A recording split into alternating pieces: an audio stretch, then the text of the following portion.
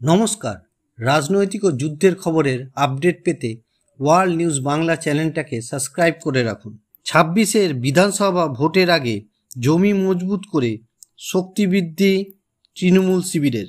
ঠিক যেমন কয়েকদিন আগে ঘটেছিল দক্ষিণে গঙ্গাসাগরে, এবার উত্তরে ভাঙন বিজেপিতে। যোগদান তৃণমূলে যোগ বিজেপি পঞ্চায়েত প্রধান ও তার অনুগামীদের। ফের ভাঙন বিজেপিতে।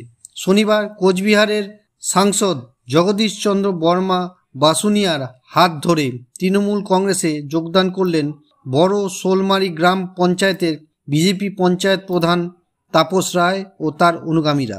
শনিবার দুপুরে কোচবিহার জেলা তৃণমূল কংগ্রেস কার্যালয়ে এই যোগদান কর্মসূচি আয়োজিত হয়, যেখানে সদ্য যোগদানকারী তৃণমূল কংগ্রেস সদস্যরা জানান, মুখ্যমন্ত্রী মমতা বন্দ্যোপাধ্যায়ের উন্নয়ন দেখেই তারা তৃণমূল কংগ্রেসে যোগদান করেছেন।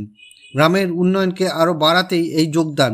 আজকের এই যোগদান কর্মসূচি থেকে সাংসদ জগদীশ চন্দ্র বর্মা বাসুনিয়া বলেন, মুখ্যমন্ত্রীর উন্নয়নমূলক কাজে সামিল হতে বিজেপি থেকে আগেই বহু পঞ্চায়েত প্রধান এসেছেন, ভবিষ্যতেও আরও অনেক আসবেন। প্রসঙ্গত, ২৬-এর ভোটের আগেই গঙ্গাসাগরে বিজেপি সিপিআইএম ছেড়ে তৃণমূলে যোগদান করেন শতাধিক কর্মী। ২৬-এর দামামা এক প্রকার বেজেই গিয়েছে। ২৬-এর বিধানসভা নির্বাচনের আগে ইতিমধ্যেই নিজেদের ঘর গুছিয়ে নিতে শুরু করে দিয়েছে সবুজ শিবির। বিরোধী শিবিরে সেখানে একের পর এক ভাঙন। বিজেপি মণ্ডল সভাপতি সহ সিপিআইএমের শতাধিক কর্মীর সমর্থক বিরোধী শিবির ছেড়ে যোগদান করেন তৃণমূলে।